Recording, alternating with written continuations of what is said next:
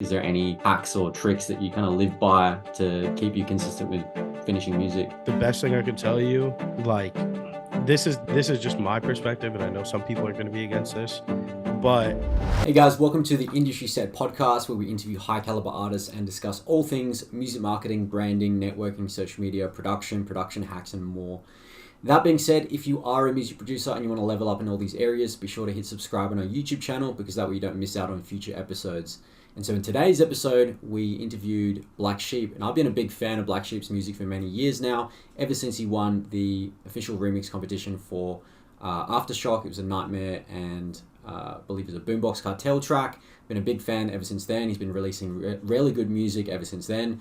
A lot of hard-hitting trap bangers, and in this episode we covered a lot of ground in terms of productivity, how he approaches tracks, workflow, a lot about networking the industry in the right way. So how to just essentially establish conversations with people properly and do it the right way. And so there's a lot of value here, and regardless of where you're at in the industry, whether you're just starting out or more advanced. So that being said, I'll see you in the podcast. Tell me, how did you originally get into music production? um my first introduction to music production as a whole was kind of that era of Lex Luger, like TM88, like Southside stuff, like kind of just trap, like real trap music, not EDM stuff. Fuck around with like FL Studio, downloading the Lex Luger kits, like doing all that stuff. That was in what was that, 20, I would say like 2012. Mm. So like the end of, more so the end of like my senior year of high school was when I was DJing for a while already too. And I was like playing EDM stuff, but like also like hip hop and all that stuff too. And yeah, I just from there got into the production aspect of that. And then that was also around the time when like EDM trap kind of came about, Yeah. you know. And so, So so, so if you started off with just more so like OG trap kind of stuff, were there other people yeah, in your high school as well that were also into production, or were you just like the only one? I was the only one. Yeah, I was the only it's one. usually the And everyone case. like kind Yeah. of, yeah, everyone kind of like, I knew a lot of kids who DJ'd, and like I knew kids like I knew a couple of kids who produced at that time, but like I kind of like really took it serious from like day one. Like I was like, if I'm gonna do this, like I have no other obligation at the moment. Like I want to just go full force on doing this. Mm. And like 10 years later, here we are, Yeah. which is crazy. And so, while you were going through that process, what were you like doing before pursuing music? Were you like, did you go to uni or anything, university? No, I actually didn't. I well, before that, I was playing baseball. So I played baseball from uh when I was like 4 up until I was like 17. So I basically played baseball my whole life. True. And then I didn't really see a future in it when I kind of got like a little bit older. And then after that, I was just like, it kind of came down to the point where I was slacking pretty hard in high school, and I didn't really want to continue going to school because I had realized probably like the end of my junior year that like school wasn't for me. Like I Mm. wasn't I wasn't the type of person that like I don't care about learning anything that I don't want to like put 100% of my effort into. So, or even just like a good amount of effort, not even 100%. So, I kind of like, it's funny enough, but like I was, I got really mad at this like by senior year of high school because like one of my teachers called me an underachiever because he like pulled me aside. He was like, you are way smarter than you act. I was like, well, I'm not acting dumb. I just don't care. There's a Mm. difference. But I kind of just I just went full force on music and just like hope it worked. But like obviously I knew I would have the backup plan of going to college like locally if I wanted to, or like learning a trade or anything like that. But um yeah, it was definitely a struggle bus for a little while, for like three Yeah. years. That's interesting. I can definitely relate to that as well because in high school for me, I had zero interest in anything I was doing whatsoever. Now, I wasn't a dumb kid either, but Yeah. I mean, I have pretty bad ADHD, like as in I get distracted very easily. So, like, I've always had like hyper focus with production for that reason. So, even if I'm just listening to music, I've always been like through high school, I was always like hyper fixated on music for something because like my attention would be all in on that. But anything else I was doing in high school, I had zero interest. And then when I went to, I did a prep course because I had to get into like a better university because my score after high school wasn't good at all. I don't know what you guys like call it over in America, but in here in Australia, it's like WACE or like ATAR for like final year of high school before uni. And I did a prep course for 6 months, and the whole time, like I was literally in the library trying to collaborate with other people on Layback Luke's production forum, like pre-YouTube era. So like even though I was meant to be studying, I was just like trying to collab with people. That's crazy. I was talking about that recently actually because I remember that and I remember being on that too. And I remember I was talking about I was going through the old era of just like 2014 to like Forums. 2016. No, just like it just SoundCloud, just like Oh that yeah, style, that music from like early like things like GTA or old like Diplo to yeah. Festival Trap era. And I was talking about GTA and I was like, it's insane that like GTA basically got found through that Layback Luke forum from at Oh least from really? what I heard. Yeah, yeah. I know Layback Luke was like playing their music from that Yeah, forum. yeah, yeah. So There was a few that's other guys incredible. from there that kind of got like super big. Like I know Avicii was on there, but Dyro was on there as well. Um, yeah, there was a lot of big players in there that it's interesting. You go back and you can find them asking real beginner questions, or just even them like pushing their first like uploads on SoundCloud. Yeah, exactly. Which Yeah. is crazy to like think about. Hey guys, if you're enjoying this week's podcast episode, then be sure to check the link below in our description. That's going to take you to a page where you can download some cool resources that's going to help you improve your productivity, your production, your workflow, your marketing, your branding, your social media, and you'll also be able to join our weekly free advisory group calls in the Industry Set group. So if you want to take advantage of those things, then click below and I'll see you soon. So like, what was your big break once you started going down the route of like, I want to do music? Um, so there was like it was like I had a couple of things happen all at once Yeah. that kind of contributed. So like probably I want to say like what was this 20 in 2014 I started Black Sheep with my friend Nick. He parted ways like later that year. No disrespect at all, and we never had like falling out. He just wasn't doing, he didn't want to do it anymore. um so around that time when he like parted ways, I had made an Alice in Wonderland remix, and I had made a remix of Nightmare and not Cylinder, Nightmare and Boombox Cartel's Yep. song I know the Aftershock. one. Yeah. Yeah, That's how actually so how I found your music in the first place. yeah, it's That funny. remix comp. Yeah. Yeah, so I wound up winning that remix competition with Malibu. Um, and that was like the first legit thing that like ever happened to me. um yeah, we wound up winning that remix competition and playing Snow Globe Festival, which is a festival in Lake Tahoe in California. That was like my first like legit kind of show, which was really sick. So playing that definitely like really not only gave me like a really big boost of confidence because at that time I was still, I want to say at that time I was just fresh like 21 too. Um and I wasn't really like that confident of a person, but that gave me like a huge boost of confidence.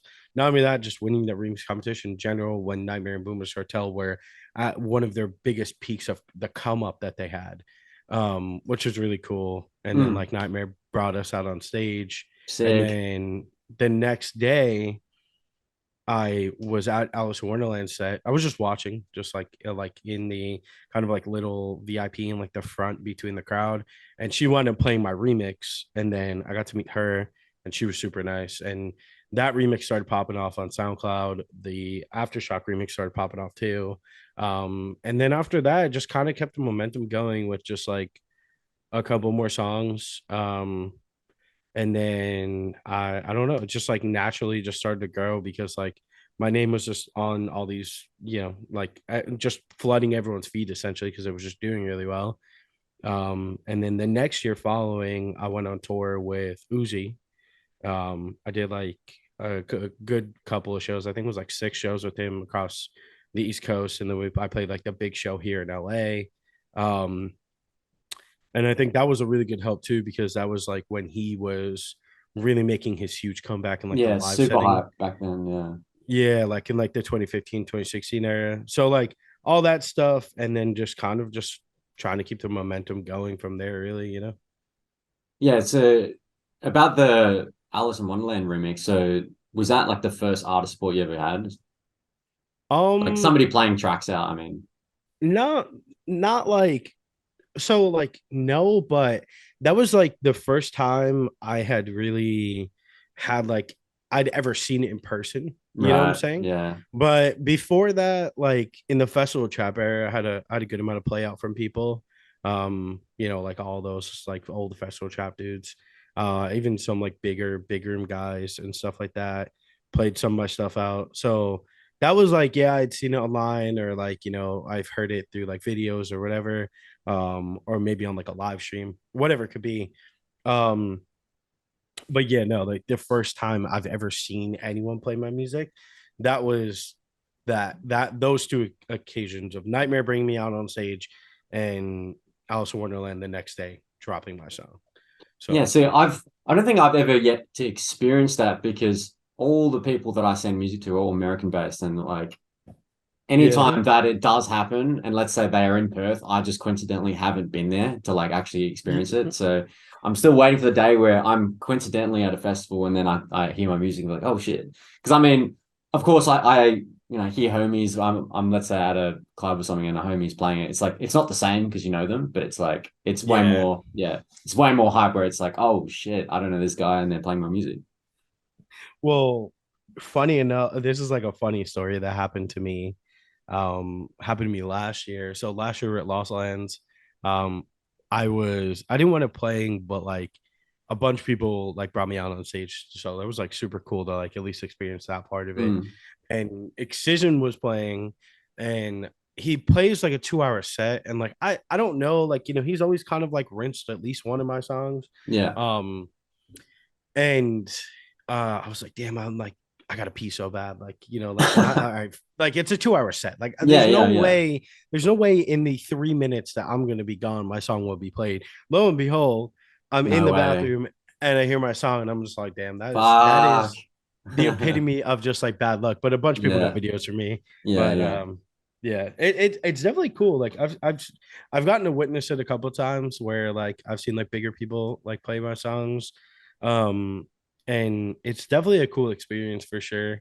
To just see like something that you make in your bedroom and then you have these guys who play like 300 shows a year and they're continuously like rinsing your songs out.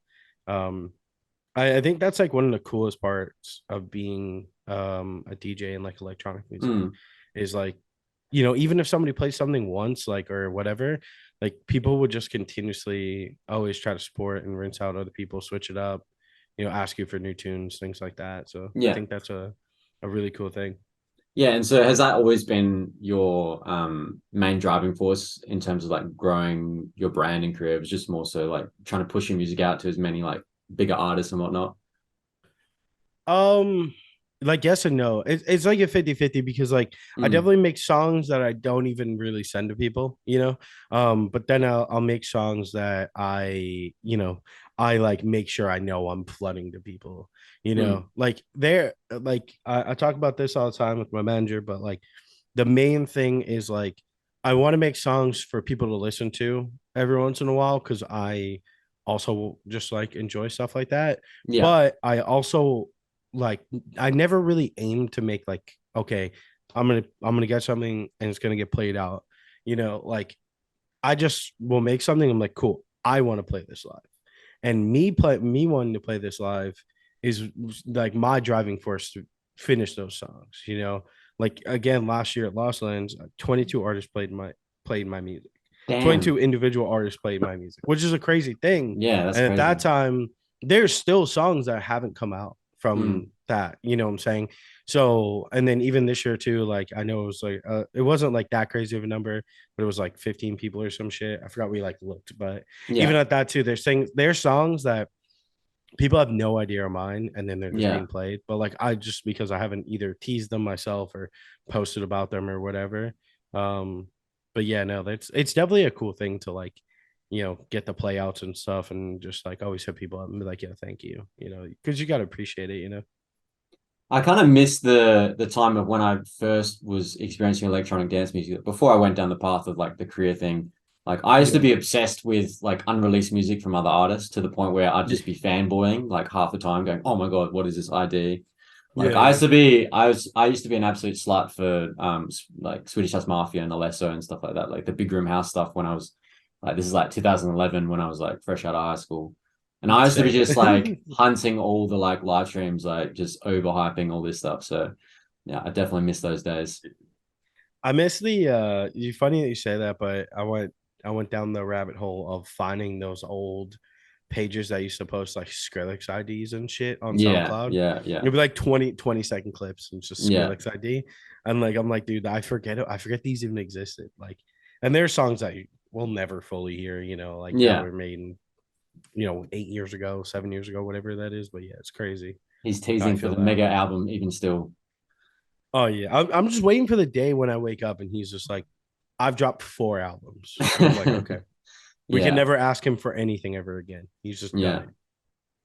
And so like on that topic of like just music and tracks, what was the main hurdle you had with production from, the entire journey you've gone through?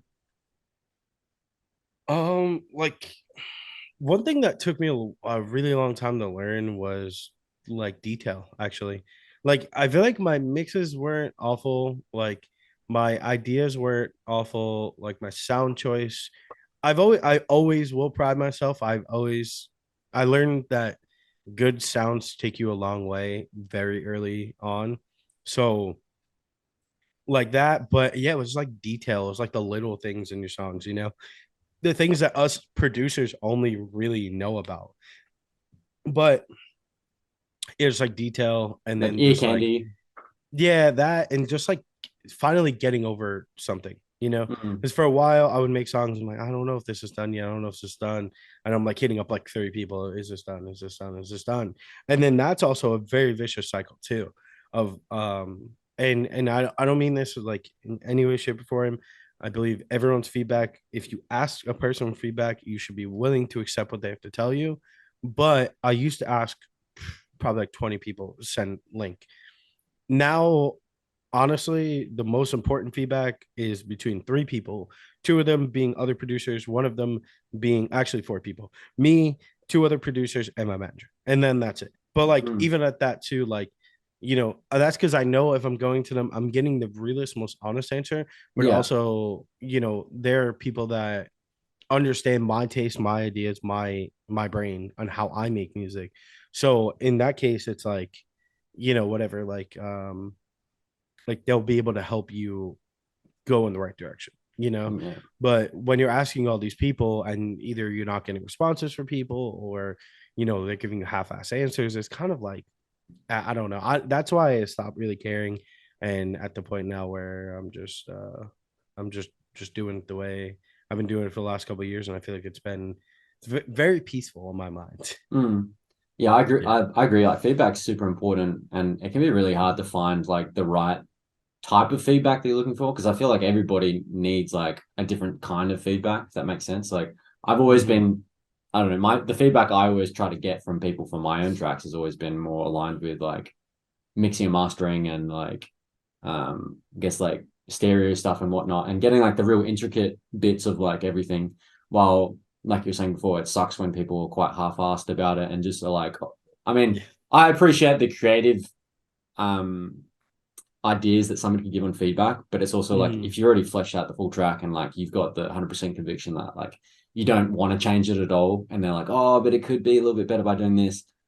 I appreciate those as Yeah. well, but I'm always more so like I want feedback for just like my mix. Yeah, for sure. And I think the best part about kind of relying on a few people is that they're gonna know exactly how to even tell you the ideas they want, Yeah, or you maybe want to hear. So yeah. yeah, I agree with that for sure, 100%. So you would say it's like feedback can be even more better if the person understands you as a person, but also just like your production as a whole as well. Yeah, Yeah, exactly, yeah. exactly. Good Like I point. like perfect example, like the 2 people I asked for feedback is VRG and Roblo. um and we're all just, I think it's because all of us have three brain cells together. Mm. But like I did this in the Czar remix, and Rev was like, no, like this is idea is cool, but first of all, like here, use this kick. Second of all, do this. And I'm like, okay, got it. Like, yeah, that works way better. And then that's the same feedback that I would give him. It's like, yo, no, use this. Like literally drop the sample into Discord, use this shit, and then like, do whatever. Or like, fix this. Literally just like do this on the EQ Yeah, or yeah. use this plugin, like this, that, and the third. Like I just feel like it's because we're so just upfront honest with each other, and so just like I'm just gonna cut straight to the point. I know exactly probably what you want, but also Mm. like what you were saying too. It's like if I want feedback on a specific thing, I literally say, "Yo, how does this sound?"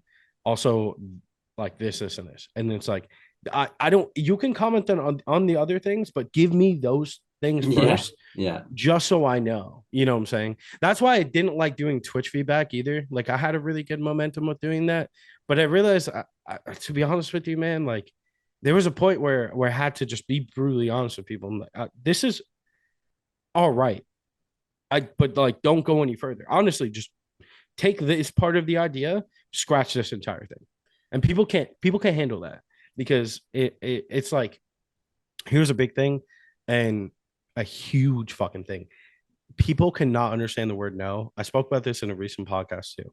The biggest fucking thing that we all need to know or all need to understand as producers, and they all need to train each other to understand, is the word no. That stands in multiple occasions. We don't need to go deep down the rabbit hole of what's happening on Twitter, but Hmm. like that stands in multiple occasions. Because like if I'm just like, no, this, I don't like this, like don't be mad, just understand this is my standpoint. You make music for yourself, don't make music to impress me, anyone else. But like, yeah, I think like even if somebody sends you an idea for a collab, if people send me ideas, I'm 100% open. I'm putting this on record. You could be somebody with 4 followers. If you send me a good idea and I really, really want to work on it, I will do it. I don't give a fuck. Good music is made with anyone and everyone. But I also just have to be real with people, and people will send me ideas, and I'll like, hey man, would you work on a song with me? Send me the idea. Listen to the idea. No, thank you. And people will get mad at me for it. And I'm like, well, first of all, grow a pair of balls. Learn the answer is no, and that's just how life has to be. Second Mm. of all, like not to say that most people wouldn't give you this chance, but a lot of people wouldn't even answer your DM probably. Yeah, You know what I'm exactly. saying? Yeah. Because there's a lot of people who never even answer my DMs still to this day. And Mm. like I'm not mad about it. I'm not gonna say they have an ego or they're an asshole. You're fucking busy or you don't want to answer me. Guess what? I don't fucking care. It's not my problem. You know what I'm saying? Like that's just how you have to be, but people can't be that way. It's like impossible. Yeah, there's definitely an issue when it comes down to like when you reach a certain level in production, you only have so much capacity for so much things Bullshit. to be yeah, well not just that, but I mean just even people messaging you on a regular Yeah. basis. And I think a lot of people they overstep with um trying to ask for things like getting feedback from XYZ artists because they replied to them, and then because they got feedback they're like, oh well actually I'm sitting on this track, I think we should collab with it, even though they only like just started production. So I think a lot of people need to also like realize at what time should they be reaching out and kind Yeah. of asking for those kind of things as well.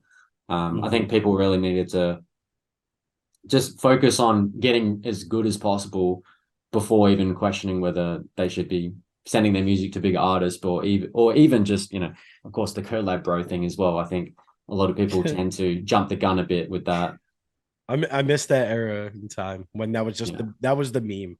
This yeah. is But collab, people didn't bro. know it was a meme. They just were still No, doing it. Yeah, I don't think people, I don't think people still know it's a meme to this day, but yeah, who knows? yeah. One thing that's funny, and it's like, listen, I will say this is a very dickhead thing of me to do, but like honestly, I don't care because most people find it funny. If somebody sends me, if I go through my Instagram DMs and I find somebody who just sends me a link, no context whatsoever, I literally copy and paste the link and I send it right back to them. No one ever replies.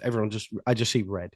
I'm waiting for the day that somebody replies. Yeah, But like, what is the point? What is the point? That's like sending me an unsolicited dick pic.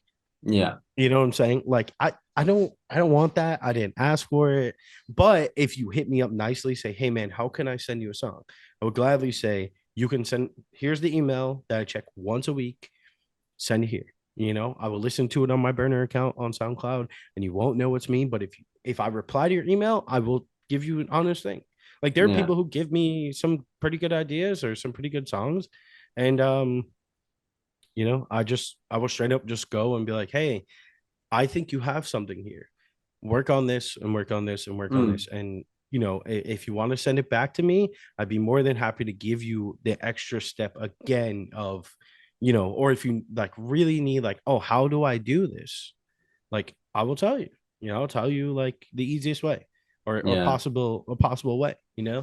I think a lot of people, they forget just having to treat other people like human beings, like not just like send unsolicited links, like you just said, just straight up actually having a conversation first, build some rapport, and then Yeah. potentially later on ask if you can send your music to them or whatever Yeah. format you could send them in. Well, I think that's like one thing too. I talk about this all the time because people always ask me how I feel about this, but like doing like mentoring and lessons. Like I honestly I didn't like it at first, and obviously I was doing it because I wanted the extra income, but now it's almost like a little side business for me, Yeah. and I Yeah. thoroughly enjoy it, and I actually love watching all these kids grow. And I install all this stuff that I'm telling you into them Mm. because I want them to be able to come into the music industry in the most proper way possible. You Yeah. know, I am very lucky that I was like super socially awkward in the beginning and like deathly afraid to like be the guy who was Mm. that guy. But I also learned and I also saw through all the cringe shit on people getting made fun of on Twitter for it or Instagram, all this stuff. I mean, you probably see it all the time, you still see it all the time. But yeah, like mainly speaking, that's why that's one big thing that I always put towards people is like, listen, be as passive as possible, be as nice as possible, and just like don't be a fucking dickhead and don't be like super abrasive on the people you do not know, because they will not fuck with you. Straight up, they will not fuck with you. And I feel like it will just take people a long way. Mm. I like the biggest thing that people always ask me, like, what's your best piece of advice? Just be a good fucking person you know like I am through and through and honestly such a nice person and give so many people so much respect off the rip every single time and give so many people so many chances, but once you cross my line, I will you will not like me because I will not be nice to you anymore, and when I'm not nice, I am not nice. But it's just like that's it. Like there's no more of that. Like you're never gonna get the same reciprocation from me ever again because you have put your like self past the point of where I don't feel like I would ever get that from you again. Yeah. And I feel like Overstepping. Yeah. if everyone was just that way, man, I feel like the music industry would be a great place. I'm not gonna lie. It would be a lot of people who would have enemies though, but I mean that's also a thing too, is there's a lot of people who do have enemies. They're just fake as fuck. Like Yeah. we need more honesty here. That's what it comes down to at the end Yeah. of the day. Need Transparency more is key. honesty. Yeah. Oh, 100%. Yeah. Definitely. And so going on about you were saying just before about how you do a lot of mentoring and whatnot. So like, do you have any productivity hacks? Not so much on like necessarily production as a whole, but just like I guess getting into like a workflow state of like when you start writing music, like is there any hacks or tricks that you kind of live by to keep you consistent with finishing music? Yeah, for sure. One thing that I picked up probably a couple years ago, and I actually just give to everyone, um, is creating a really simple template inside your Ableton. And I tend to switch it up, of course.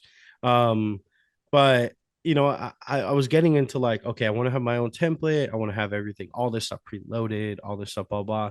And I was making these super complicated ones. And I was just like, fuck, man, there's so much shit in this project when I just open it, you know? But I think just like as far as like making music, I always tell people um focus on what you're bad at first. So you can become good at that. And then like later on come back to what you were good at, and then there you go, boom. So my biggest problem when I started first making music was I wasn't very good at making drops. Like I was like if I didn't start from the drop, I couldn't make an intro for the song. You know, like if I made an intro, I couldn't make the drop. So I was just like, I would always be like, fuck, how do I get around this? What's a good hack? I'm not kidding you. For 3 years straight, I took Core by R.L. Grime just to build up the drop because that pre-drop book was just good. Mm. And I just took the build up and the drop and the pre-drop, and I would just pitch it because it's in F, and I would just pitch it to E, D sharp, whatever key. The only three keys in bass music. And I would just use that and make a drop off the rip with it. And then when I felt confident with it, I would keep the pre-drop vocal still, cut out the build, start making build, and then reverse build my songs. Because I already knew what kind of intros I like, and Yeah. had kind of adapted the style that I wanted at that time.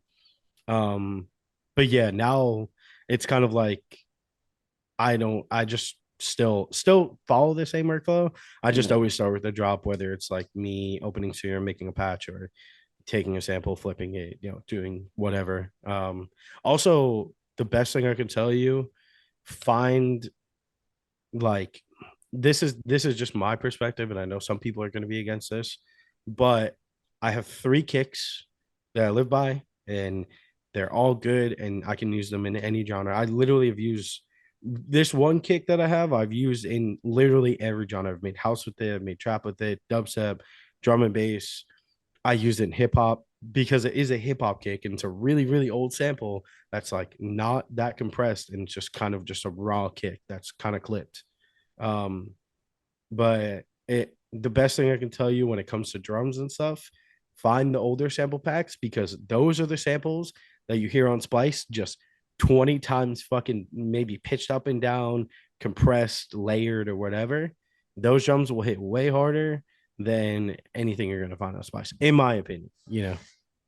I'm glad you mentioned that about your drums because you have some real. I've always noticed you've got some really like full punchy drums. Like I've always noticed your drums really stand out. Yeah. Well, because I mix for my drums. I don't mix for anything else. So like, and this is my aspect of just music in general. If you go to a show, um, you're gonna hear like a go listen to a band, you're gonna hear the drummer loud as fuck. You know what I'm saying? The other elements, yeah, they might be loud, but even when you listen to a drummer play, the one of the loudest things are like their hi-hats and their crashes and their cymbals, and all the percussion. Obviously their kick is driven down, but yeah, I like to mix for my drums. I just like those drums to just hit super hard. Everything else obviously has got to be good, but I like to build my songs around my drums. Hell yeah. And I really like the reference trick that you talked about before, how you were using core, because I guess not only you've got like a good starting point to go off of, but it's also you've got the intensity of that reference track to kind of instill off of as well. Yeah, exactly. Yeah. And like you could do that with anything. Yeah. If you're like a house artist and you found like this Chris Lake song that you really like and want to build off that, do that. But yeah, I mean, obviously, like you can do that with any song, and I think that's really good too, because I feel like a lot of people get really caught up in intros, and like I don't know, I just like I used to, and then I realized, well, if I get to the drop first, I can get an idea of what the intro should sound like, rather than writing this long extensive intro and then being like, wait, what kind of drop fits for this song? You know what I'm saying? Definitely.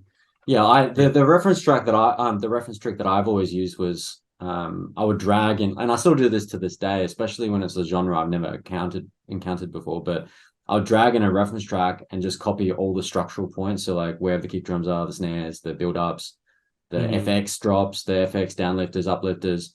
Because like Yeah. I mean structure is universal at the end of the day, and it's like for me, it's like if I can flesh out the entire structure, then I can just delete the reference track and then just Mhm. fill it out from there. And that way, like I'm just essentially painting a canvas. But it's always interesting hearing everyone's different take on like using a reference track in different ways. Mhm. Yeah, I mean, so the template that I give to all my students is it will have everything right like in built out in Ableton for them. Because I notice a big thing with a lot of people is like their drop would hit on like 32.4, or not 32.1, or some random place that doesn't make sense. Mm. My background and coming from DJing first, I realized one of the most important things is your format, right? So we're at the point now in bass music where a lot of sets are just build, drop, build, drop, build, Yeah. drop, build, drop, right? So what I do, and I, if I went through my record box and showed you, if I went on my laptop and showed you this, you would probably laugh. Um, I build my songs that I know I want people to play live a specific way to where it's super easy to transition through, right?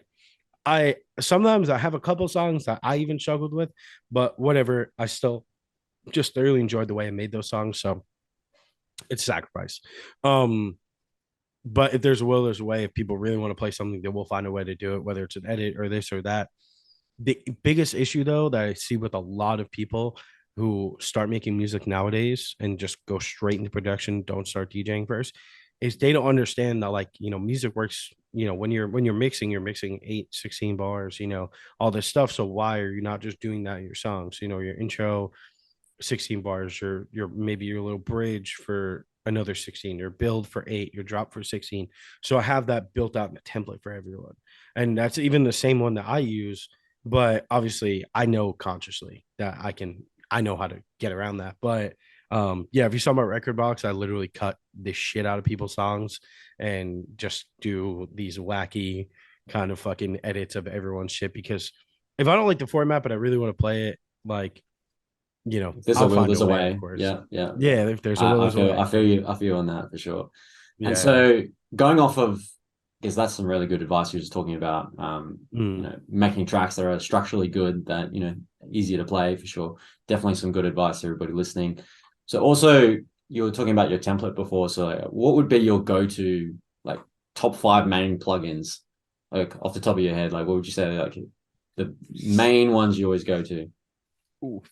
Are we talking about just overall plugins, or are we Yeah, talking about just like overall. um obviously, like, sound design wise, I'm gonna go like Serum, and then that's if I'm making sounds from scratch. But if I'm doing like altering like a sample or flipping a sample or anything like that, fuck, that's so hard. Probably disperser, obviously. Mm. The frequency shifter inside Ableton is really good if you learn how to use it in a little bit of a different way than most people. And that's a big contribution to my sound. What else? Um, these are like the same plugin, so I'm gonna call it one, but I use it like is G Clip and JST Clip, because Yeah, they're yeah. basically the same, but they're a little interchangeable. It depends on which one I see Yeah, first, yeah, yeah. honestly. And then I don't know, like I thoroughly enjoy I take faceplant. This is a cool trick. True. Take a sample, throw it in the faceplant, use the sampler inside faceplant, and then process it with all the kilohertz buttons. So all that stuff, and then like I don't know, like cool things like little alto boy maybe for like vocals, just to give them Yeah. more spice. And fuck, I feel like I'm missing something super important. That's like, oh, Camel Crusher. Oh yeah. That shit's broken Yeah, too. yeah. Mainly just honestly, just like distortion plugins and Rift. Rift is also an insane plugin I just got recently, and that Is that shit. a is that like a synth plugin or? So it's kind of like, fuck. What's the best way? It's kind of like Portal too. Oh, Remember that okay. plugin? Yeah, Yeah, yeah. it's kind of like, imagine Portal and like Isotope Trash had a baby. Oh, it's like the saturation distortion kind of portal thingy. Yeah, exactly. Yeah, But you yeah, can yeah. get some weird fucking cool ass textures from it, like how you could in Portal, and make some Ah, like glitchy shit. But I've really been enjoying that recently sick. too. Cool It's resampling been a stuff. little lifesaver. Cool, cool. Anyways, man, this has been a really solid podcast. Definitely my favorite so far for sure. I think we've covered some really interesting Hell yeah. ground on like mindset and perception and just like I guess outlook on the industry and whatnot. So to like Mhm. finish this off as well, what can people can be expecting from you for next year? Oof. Um, well, to end this year, I have a song coming out this Wednesday, which Yeah. I'm gonna guess this will probably be out after that. But I have a song coming out this Wednesday called Orbit on Subsidia. Towards the end of the year, I'm gonna drop a little pack full of all these live flips that I've done that a bunch of people have asked me. And I was just like, you know what? I haven't done like anything free in a while, so we're gonna give away. I think like I want to say it's gonna be 4 songs, but we'll see what makes the cut. And they're just all live remixes that I have. And then into next year, shit, I have 19 unreleased songs right now, and the goal is to get at least 12 of them out next year. Damn. So Yeah, solid. we're gonna see what happens. We're gonna try to do a couple EPs through a couple different people. We're talking some newer platforms. So yeah, we'll see what happens. But that's the main goal, and just play more shows, hopefully meet more cool people, and go to places I haven't been yet. Hopefully come see you one day. Yeah, 'Cause yeah. Come Australia. I'm fucking dying to go to Australia. Yeah, let's go. And yeah, just like break new markets, have fun with my friends, and do dumb shit but be responsible. Hell yeah. Hell yeah. Hell yeah, man. Thanks again for all your time. This has been great, as I was saying before, and looking Likewise, forward to man. chatting again.